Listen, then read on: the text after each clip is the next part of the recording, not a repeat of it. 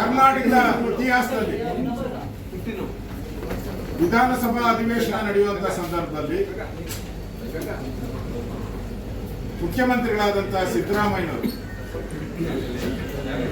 ಅಧಿವೇಶನ ನಡೆಯುವಂತಹ ಸಂದರ್ಭದಲ್ಲಿ ಅವರ ಹೇಳಿಕೆಯನ್ನ ಮಾಡುವಂತಹ ಸಂದರ್ಭದಲ್ಲಿ ಆ ಡೆತ್ ನೋಟ್ ಏನಿದೆ, ಆ ಡೆತ್ ನೋಟ್ ಅಲ್ಲಿ ಮಂತ್ರಿ ಅಂತ ಇದೆ, ಅವರೇ ನೇರ ಕಾರಣ ಅನ್ನೋದನ್ನು ಮೆನ್ಷನ್ ಮಾಡಿದ್ದಾರೆ, ಅವರ ಆದೇಶದ ಮೇಲೇನೆ ಅಂತ ಹೇಳಿದ್ದಾರೆ. ಅದೇ ರೀತಿ ಅಧ್ಯಕ್ಷರ ಗಮನಕ್ಕೆ ನಾನು ತಂದರೂ ಕೂಡ ಅಧ್ಯಕ್ಷರು 2 ದಿನ ಸುಮ್ಮನೆ ಕೊಡು ಅಂತ ಹೇಳಿರೋದು ಇದೆ. ಇದೆಲ್ಲ ಬಿಟ್ಟು ಅಧಿವೇಶನದ ರೆಕಾರ್ಡ್ಗೆ ಅವೆಲ್ಲ ಹೋಗ್ಬಾರ್ದು ಅಂತ ಹೇಳಿ ಕುತಂತ್ರ ಮಾಡಿ ಒಬ್ಬ ಮುಖ್ಯಮಂತ್ರಿ ಆದಂತವರು ಇಡೀ ಸದನವನ್ನ ತಪ್ಪು ದಾರಿಗೆ ಎಳೆದಿದ್ದಾರೆ. ಅಂದ್ರೆ ಮುಖ್ಯಮಂತ್ರಿಗಳು ಈ ಪ್ರಕರಣವನ್ನ ಮುಚ್ಚಾಕುವಂತ ಷಡ್ಯಂತ್ರವನ್ನ ಮಾಡಿರೋದು ಸ್ಪಷ್ಟವಾಗಿ ಕಾಣ್ತಾ ಇದೆ. ಡೆತ್ ನೋಟ್ ಅಲ್ಲಿ ಮಂತ್ರಿ ಅಧ್ಯಕ್ಷ ಅನ್ನೋದು ಮೆನ್ಷನ್ ಆಗಿದೆ. ಆದ್ರೂ ಕೂಡ FIR ಅಲ್ಲಿ ಅವ್ರ ಹೆಸರೇ ಸೇರಿಸಲ್ಲ. 40 ದಿನ ಆದ್ರೂ SIT ಅವರು ಅವ್ರನ್ನ ತನಿಖೆಗೆ ಕರೆಯಲ್ಲ. ಯಾವಾಗ ED ಎಂಟ್ರಿ ಆಗುತ್ತೋ ಆಗ ಅವ್ರಿಗೆ ತನಿಖೆಯ ನೋಟಿಸ್ ಕೊಡ್ತಾರೆ. ಅಂದ್ರೆ ಈ ಸರ್ಕಾರ ಈ SIT ಇದೆಯಲ್ಲ, SSIT ಅಂತ Surjewala Siddaramaiah investigation team,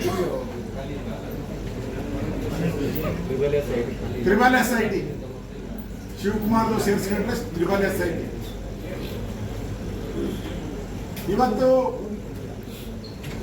ED ಅವರ ಪತ್ರಿಕಾ ಸ್ಟೇಟ್ಮೆಂಟ್ ಮಾಡಿದ್ದಾರೆ. ಯಾಕೆ ನಾವು ನಾಗೇಂದ್ರರವರನ್ನ ಅರೆಸ್ಟ್ ಮಾಡಿದ್ರಿ ಅಂತ ಸಾರ್ವಜನಿಕ ತಿಳಿಸುವಂತದ್ದು ಕರ್ತವ್ಯ ಅಂತ ನಾನು ತಿಳ್ಕೊಂಡಿದ್ದೀನಿ.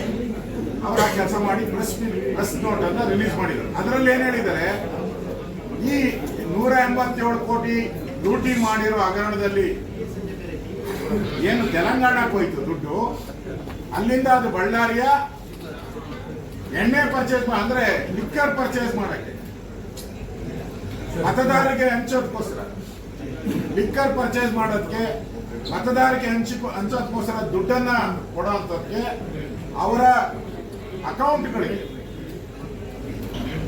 ಅವರ ಹಿಂಬಾಲಕರ ಅಕೌಂಟ್ಗೆ ಟ್ರಾನ್ಸ್ಫರ್ ಆಗಿರೋದು ಸ್ಪಷ್ಟವಾಗಿ ಇವತ್ತು ED ಅವರು ಪ್ರೆಸ್ ಮೀಟಲ್ಲಿ ಹೇಳಿದ್ದಾರೆ, ಪ್ರೆಸ್ ನೋಟ್ ಅಲ್ಲಿ ಹೇಳಿದ್ದಾರೆ. ನನ್ನ ಅನ್ಸುತ್ತೆ ಮುಖ್ಯಮಂತ್ರಿಗೆ ಯಾವ ನೈತಿಕತೆ ಇದೆ, ಅಧಿಕಾರ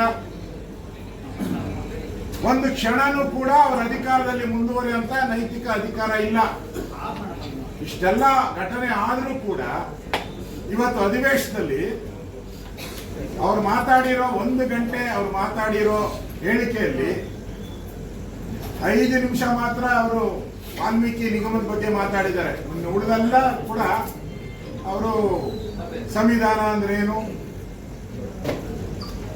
ಸಂವಿಧಾನದಲ್ಲಿ ಏನೇನಿದೆ, ಅಂಬೇಡ್ಕರ್ ಬಗ್ಗೆ ಅಂದ್ರೆ ಈ ಚರ್ಚೆ ನಡೀತಾ ಇರೋದು ಕಳೆದ 3 ದಿನದಿಂದಲೂ ಚರ್ಚೆ ನಡೀತಾ ಇರೋದು ಯಾವುದು, ಲೂಟಿ ಹೊಡೆದಿರೋದ್ರ ಬಗ್ಗೆ. ಲೂಟಿ ಹೊಡೆದಿರೋದ್ರ ಬಗ್ಗೆ ಪ್ರಸ್ತಾವನೆ ಇಲ್ಲ. ಬರೀ ಸಂವಿಧಾನ ಏನ್ ಹೇಳ್ತೈತೆ, ನಿಗಮ ಯಾಕೆ ಮಾಡಿದ್ರಿ, ನಿಗಮನ ಮಾಡಿದ್ದೆ ನಾನು, ಈ ತರದೆಲ್ಲ ಈ ಸ್ಕ್ಯಾಂಡಲ್ ಅನ್ನ, ಈ ಹಗರಣವನ್ನ ಮರೆಮಾಚುವಂತ ಸ್ಪಷ್ಟವಾದಂತ ಪ್ರಯತ್ನ ಮಾಡಿದ್ದಾರೆ.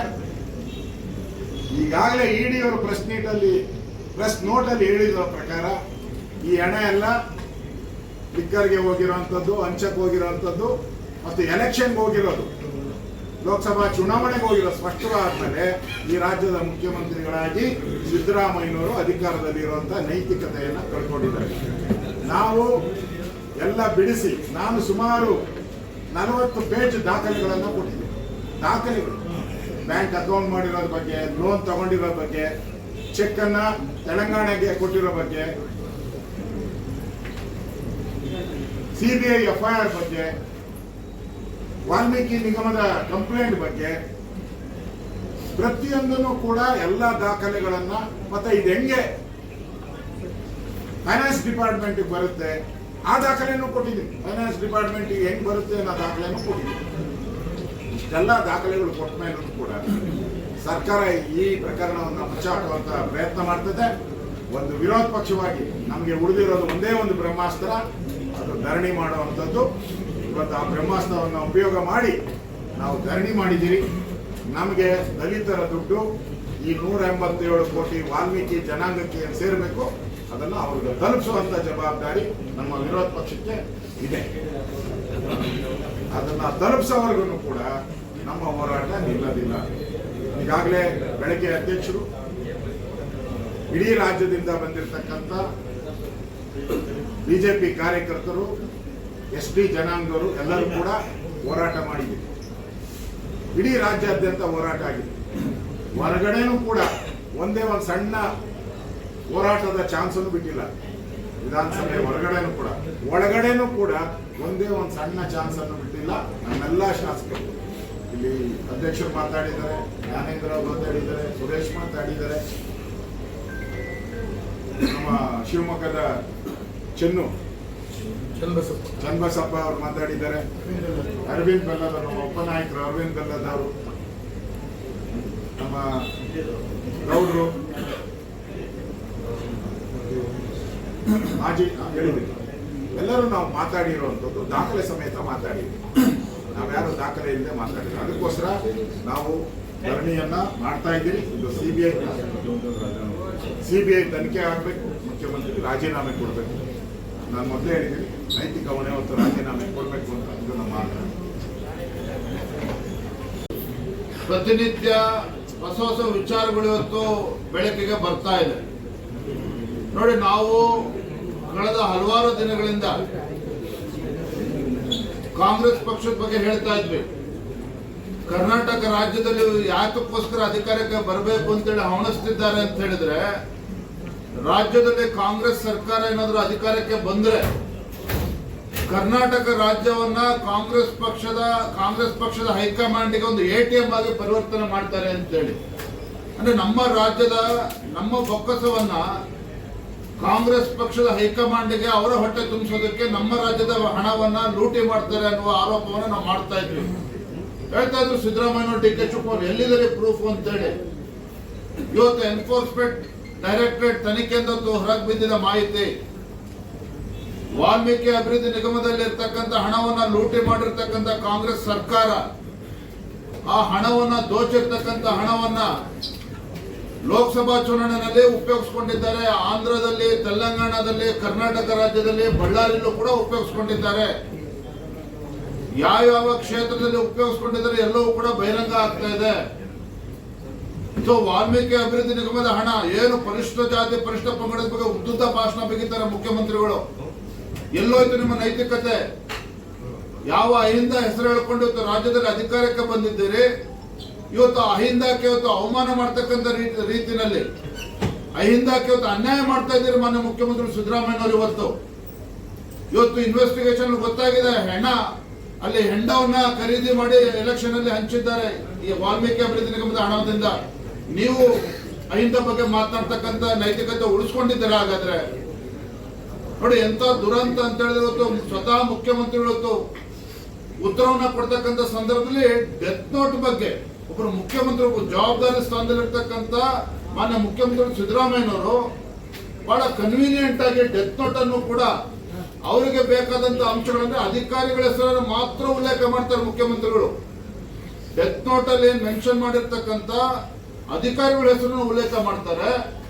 ಆದ್ರೆ ಅದೇ ಡೆತ್ ನೋಟ್ ಅಲ್ಲಿ ಇರ್ತಕ್ಕಂಥ ಏನು ಇವತ್ತು ಚಂದ್ರಶೇಖರ್ ಆತ್ಮಹತ್ಯೆ ಮಾಡಿಕೊಂಡಂತ ಸಂದರ್ಭದಲ್ಲಿ ಡೆತ್ ನೋಟ್ ಅಲ್ಲಿ ಸಚಿವರಾಗಿರ್ತಕ್ಕಂಥ ನಾಗೇಂದ್ರ ಅವರ ಒತ್ತಡ, ಬೋರ್ಡ್ ಚೇರ್ಮನ್ ದದ್ದಲ್ ಅವರು ಮಾಡಿರ್ತಕ್ಕಂಥ ಒತ್ತಡ ಯಾವುದನ್ನು ಕೂಡ ಉಲ್ಲೇಖ ಮಾಡಿದಿಲ್ಲ ತಮ್ಮ ಭಾಷಣದಲ್ಲಿ. ಮತ್ತೊಂದು ಕಡೆ DK ಶಿವಕುಮಾರ್ ಹೇಳ್ತಾರೆ ನಾಗೇಂದ್ರ ಅವರು ನಿರಪರಾಧಿಯಾಗಿ ಹೊರಗೆ ಬರ್ತಾರೆ ಅಂತೇಳಿ. ಸ್ವಾಮಿ, ಸ್ವತಃ ಮುಖ್ಯಮಂತ್ರಿಗಳು ನೀವು ಸದನದಲ್ಲಿ ನಿಮ್ಮ ಮುಖವಾಡ ಬಹಿರಂಗ ಆಗಿದೆ, ನಿಮ್ಮ ಏನ್ ನಡವಳಿಕೆ ಇದೆ. ಇವತ್ತು ಚಂದ್ರಶೇಖರ್ ಆತ್ಮಹತ್ಯೆ ಮಾಡ್ಕೊಂಡಿದ್ದಾರೆ. ನಿಮ್ಮ ಸ್ಟ್ಯಾಂಡ್ ನೋಡಿದ್ರೆ ಈ ಆರೋಪವನ್ನ ಎಲ್ಲವನ್ನು ಕೂಡ ಅಧಿಕಾರಿಗಳ ಮೇಲೆ ಹಾಕಿ ಮಾಜಿ ಸಚಿವರನ್ನ, ಶಾಸಕರನ್ನ, ಉಳಿದಿರ್ತಕ್ಕಂಥ ಸಚಿವರನ್ನ ನೀವೇನೋ ಪ್ರೊಟೆಕ್ಟ್ ಮಾಡ್ತಕ್ಕಂಥ ಕೆಲಸ ಮಾಡೋದಕ್ಕೆ ಮುಖ್ಯಮಂತ್ರಿಗಳು, ಉಪಮುಖ್ಯಮಂತ್ರಿಗಳು ಹೊರಟಿದ್ದೀರಿ. ಇದು ಅಕ್ಷಮ್ಯ ಅಪರಾಧ. ಸದನದ ಒಳಗಡೆನೆ ವಿರೋಧ ಪಕ್ಷ ನಾವು ಬಿಜೆಪಿ ಜೆಡಿಎಸ್ ಎಲ್ಲ ಸದಸ್ಯರು ಕೂತಿದ್ದೇವೆ. ಉತ್ತರ ಕೊಡ್ತಕ್ಕಂಥ ಸಂದರ್ಭದಲ್ಲಿ ಅವರಿಗೆ ಬೇಕಾದಂತ ರೀತಿಯಲ್ಲಿ ಡೆತ್ ನೋಟ್ ಅನ್ನು ಓದತಕ್ಕಂಥದ್ದೇ ಅಕ್ಷಮ್ಯ ಅಪರಾಧ. ಇವತ್ತು ಬೆಳಗ್ಗೆ ಸಚಿವರು ಪ್ರೆಸ್ ಮೀಟ್, ಯಾತಕ್ಕೋಸ್ಕರ ಪ್ರೆಸ್ ಮೀಟ್?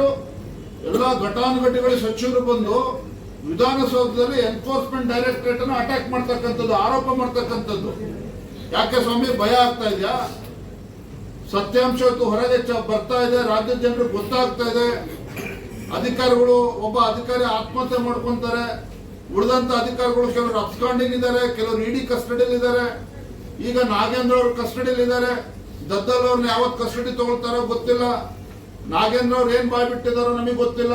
ಯಾವಾಗ ಮುಖ್ಯಮಂತ್ರಿಗಳು ಉಳಿದಂತ ಮಂತ್ರಿಗಳು ಬಿಡಕ್ಕೆ ಬರ್ತದೋ ಇನ್ನೂ ಕೂಡ ನಮಗೆ ಗೊತ್ತಿಲ್ಲ. ಹಾಗಾಗಿ ಎಲ್ಲೊಂದ್ ಕಡೆ ಮಾನ್ಯ ಮುಖ್ಯಮಂತ್ರಿಗಳು ಅವರ ಸಚಿವ ಸಂಪುಟ ಗಾಬರಿಯಾಗಿ ಬೆಳಗ್ಗೆ ಪ್ರೆಸ್ ಮೀಟ್ ಮಾಡಿರ್ತಕ್ಕಂಥದ್ದು, ಇಡಿನ ಅಟ್ಯಾಕ್ ಮಾಡಿರ್ತಕ್ಕಂಥದ್ದು. ಮತ್ತೊಂದ್ ಕಡೆ ಮುಖ್ಯಮಂತ್ರಿಗಳು, ಸ್ವತಃ ಮುಖ್ಯಮಂತ್ರಿಗಳೇ ಅವರ ಶಾಸಕರನ್ನ ಸಚಿವರನ್ನ ಪ್ರೊಟೆಕ್ಟ್ ಮಾಡ್ತಕ್ಕಂಥದ್ದು ಸದನದ ಒಳಗಡೆ. ಇದು ಅಕ್ಷಮ್ಯ ಅಪರಾಧ. ಹಾಗಾಗಿ ಮೇಲ್ನೋಟಕ್ಕೆ ಗೊತ್ತಾಗ್ತಾ ಇದೆ, ಇವತ್ತೇನು SIT ತನಿಖೆ ನಡೆಸ್ತಾ ಇದೀವಿ, SIT ಏನು ಉಪಕಾರ ಮಾಡ್ತಾ ಇದ್ದಾರೆ ಮುಖ್ಯಮಂತ್ರಿಗಳು SIT ತನಿಖೆ. ಒಂದಿನ SIT ಅವರು ನಾಗೇಂದ್ರನ ದದ್ದಲ್ನ ಎನ್ಕ್ವೈರಿ ಕರೀಲಿಲ್ಲ, ಇಂಟ್ರೋಗೇಷನ್ ಕರೀಲಿಲ್ಲ.